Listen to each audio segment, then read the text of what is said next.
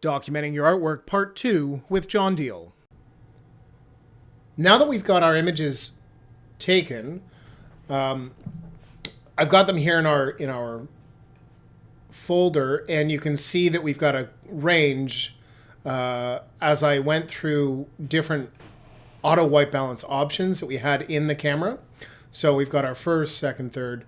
You can see that how much it shifts depending on what the setting is and depending on what your lighting setup is. So, and then of course this is the one that I've selected that I want to work on to show you what's going on. And this one is from the cell phone photo that I did. This one turned out the best, and so I wanted to use that one for our selection. First, I wanted to show you a really great trick if you're using Camera Raw, if you're shooting in RAW, and you can open these files up in Photoshop, then we can actually use our white balance setting from one of these and match it across all of them.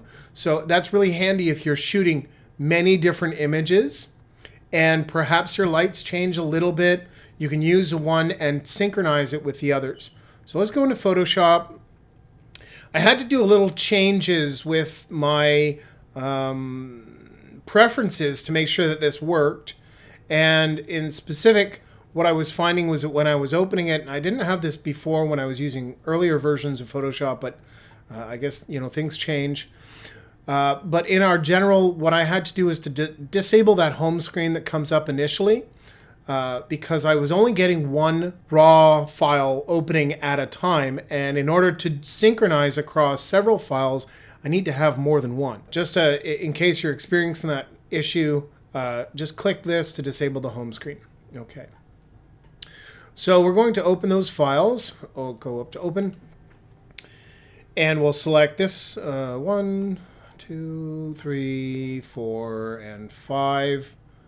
Open. So then in this, what we've got is a couple of things that can help us out.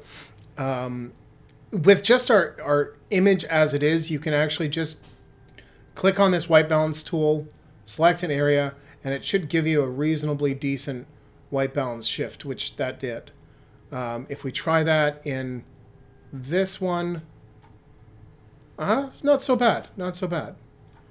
So Camera Raw itself can actually provide you with some really good results.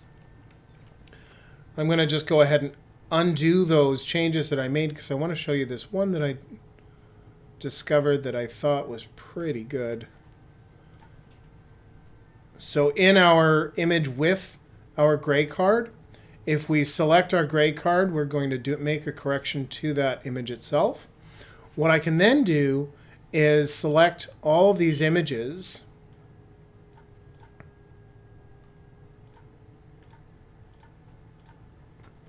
and I can sync settings.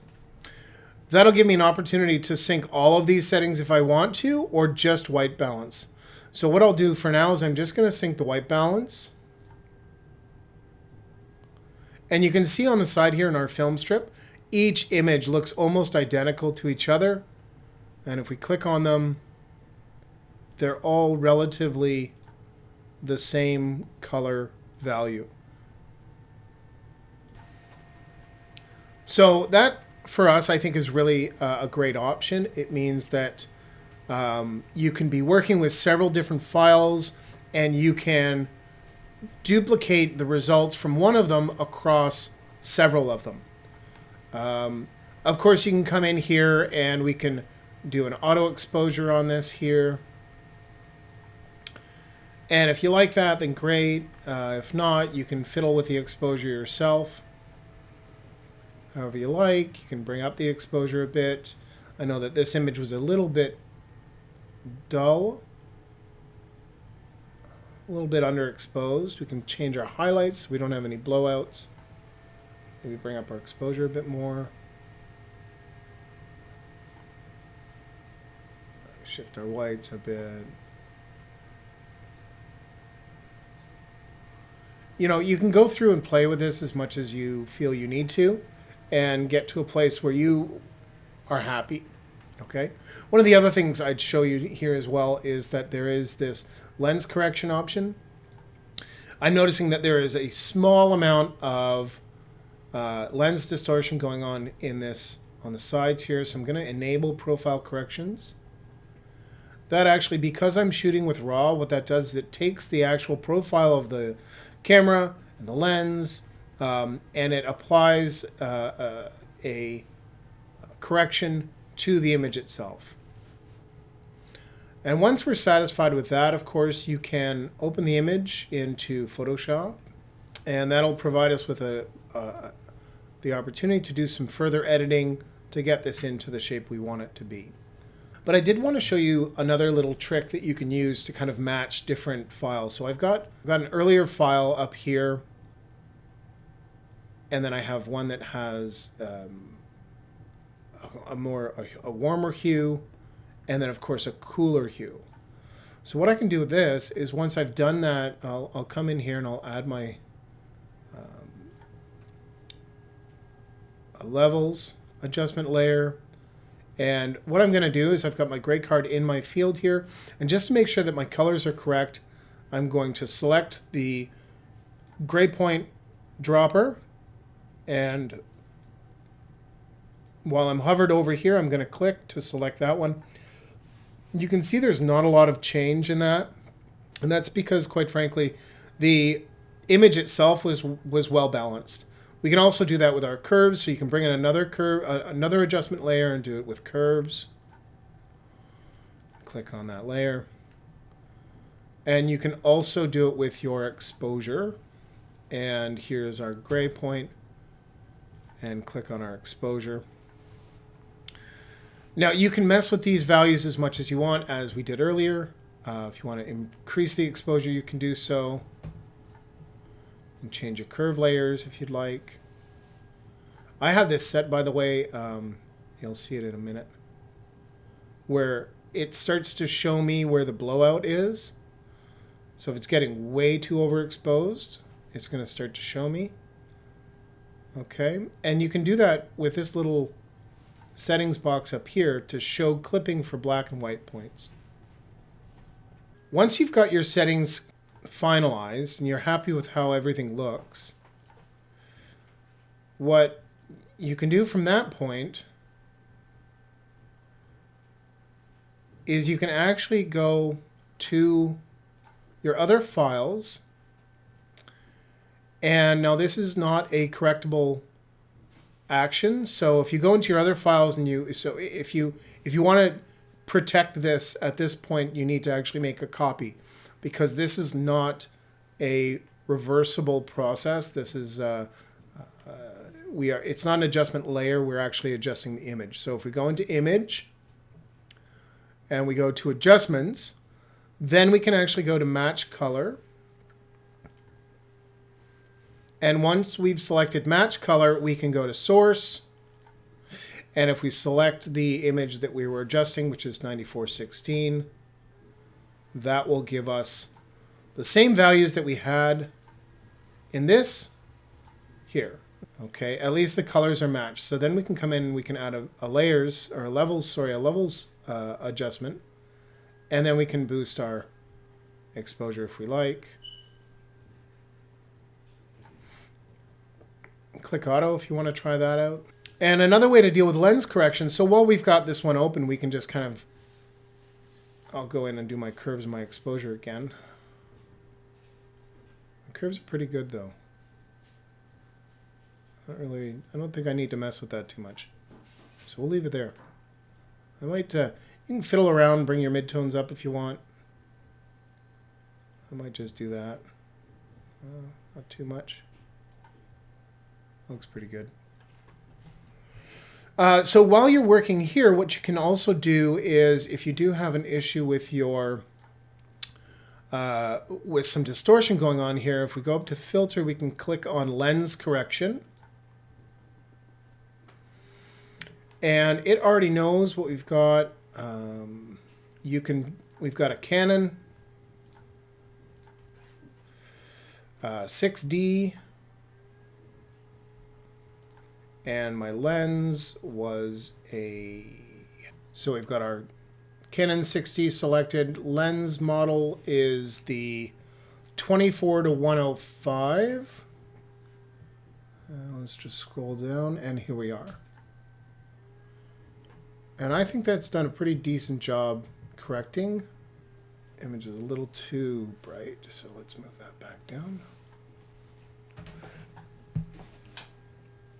This is a bit of a process of finessing and just working on your image until you get to a point where you're happy with it.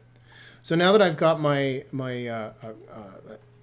adjustments finalized there and my lens correction, I'm going to crop into my image. So the first thing I want to do is I'm going to use the straighten option here, and I'm just going to click my top. You could actually click it here if you wanted to, wherever is the most clear for you,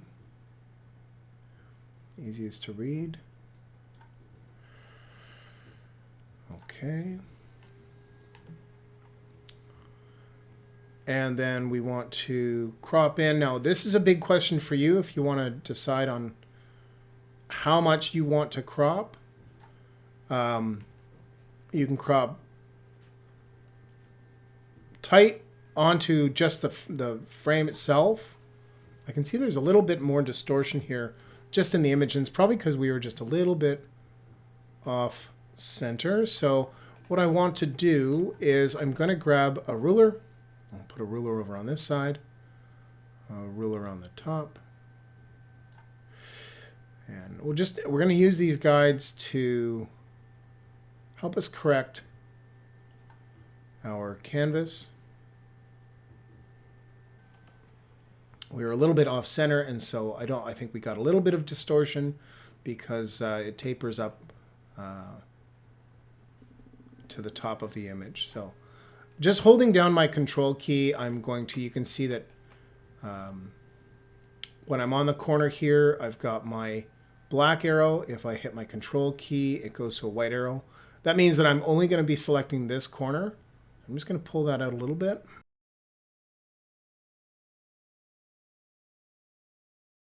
Correct there, and I think that's pretty good. I think that looks pretty good. Now I find that this is a little bit on the cool side, so I'm just going to come in and I'm going to adjust my red curve, and I'm just going to increase it slightly. So if I go too much, obviously that's not a good idea. What we can do is if we look at this, you can see the input here is 255. So what we can do is just come in a little bit there.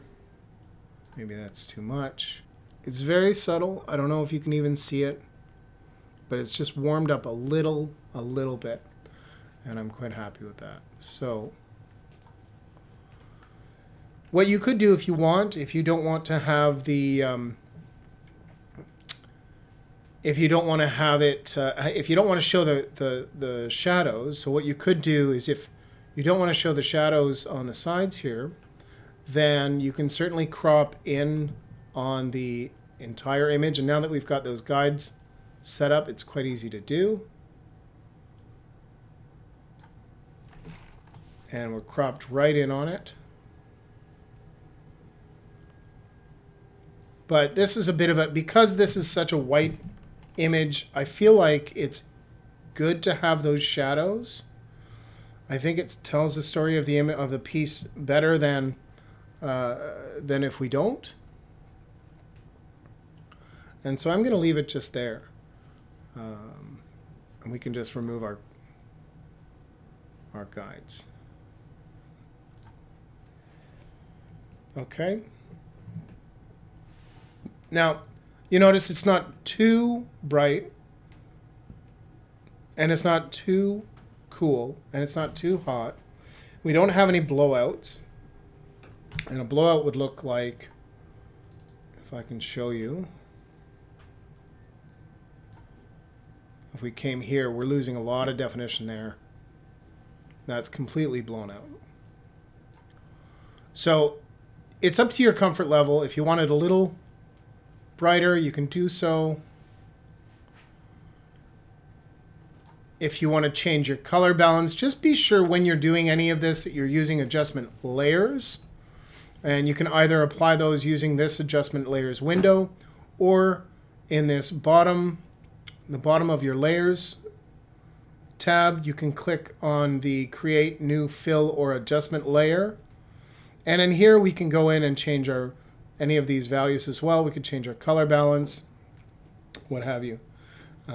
So if we wanted to come into color balance instead of changing it through the level, or sorry, through the curves, we can come in and change it through our color balance.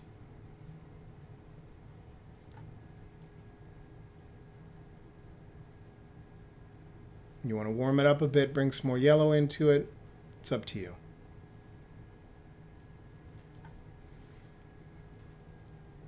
Right, that looks a little better, actually. It's funny because I look at it and I feel like it makes a difference, but it's so subtle. But that's the thing about it, right? Is that it's really about getting the image to the point where you think it makes the most sense and communicates the image in its best state to your viewer, to your audience, to your prospective galleries, whatsoever you choose, okay? Pretty well you can do the exact same with this one. You can go through and, you know, as I did before, you can match to a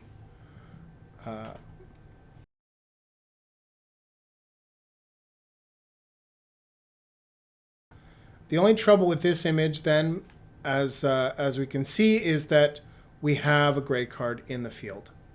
So we're actually looking at the gray card. Now, if you place the gray card off to the side a little bit more so that it's not actually in the shadow, then you can crop to the shadow if you please, or if you'd like, and then you don't have to worry about it being behind. But now, because this is behind, we would have to either go in and do some real Photoshop magic or crop right to that edge. Okay, so that's the benefit and the downfall of photographing with the gray card in your photo. If it is placed behind your piece, or if it's in the shadow, then you're kind of slave to have to actually crop right into that piece. But then, as you see, if you have another image, you shoot one with the gray card, and then you can shoot without, and get to a reasonable level of correction. Okay, so now we have the cell phone image. So this was with a Samsung Galaxy 7, an Android phone, and you know, I'm quite happy with the results. It's a bit of a different photo because I'm at a different angle, and the lights, now I don't know if you remember, but these were the clamp lights that I used. So they were actually a bit lower than the other lights, than the studio lights that I was using. So here we are again, and we're just going to go ahead and we're going to add that levels adjustment layer. We're going to click on our gray card. Nothing happens, which is good. Curves will do the same. And exposure will do the same.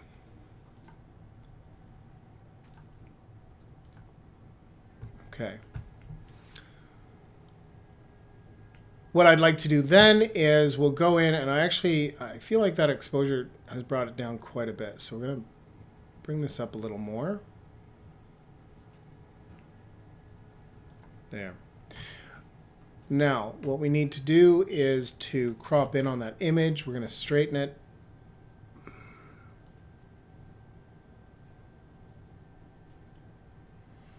Once we have that done, we can crop closer to the image.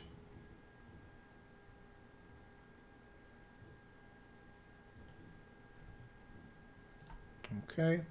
And then if we bring in our guides, we can correct any kind of distortion that we have because our camera is too high or too low or what have you, and you're getting a bit of distortion.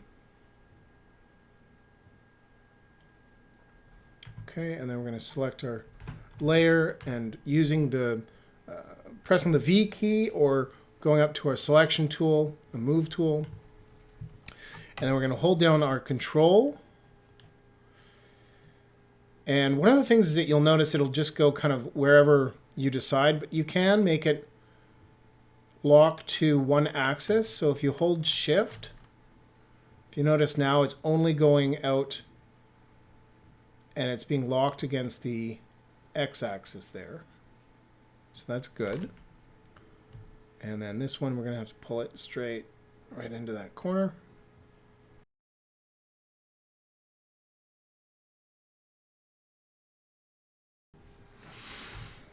With this one, we're going to crop right in on the image.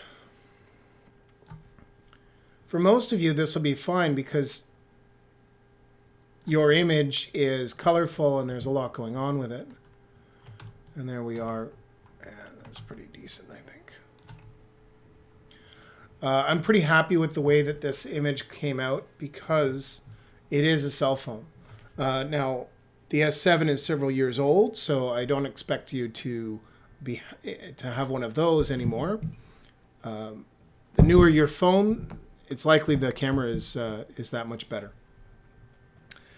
And then, of course, if you want to finesse it, you can go through. You can change your values. You can change your levels, change your curves, whatever you like. However you think it turns out looking best, that's all up to you. Now, when you do go to save this, you're going to want to save it. You'll want to save it as the PDF. Okay. Then you'll also want a TIFF. And then finally, you'll want a JPEG. So I'm asking you to do 3 different saves. Save as a not a PDF, a PSD. So save as the native Photoshop file, which will maintain all of those levels that you have, those layers that you've added. That'll stay there. Save it as a TIFF. And also save as a JPEG. Most galleries, most calls for submissions will be looking for JPEGs because they are small in size, but they still represent adequately. So they're not going to, they're not going to be a huge file size, and they'll maintain, to a large degree, they'll maintain the fidelity of the actual image itself. Okay. TIFF files, what they do is they actually capture a lot of the other information that is kind of not really seen. Okay, and here you see you can have no image compression. That's kind of the best part of the TIFF, is that there is no actual compression of the file itself, of the image itself. So you're getting the kind of purest example of that image, other than the initial photograph. And ultimately what that means is that we've got pretty much, we've finished our tutorial on documenting your work. Hopefully that you've been able to see where the benefits are, where the downfalls are, and how you can actually manipulate your image to make it look as best as you can. Once we're here, we can clear our guides.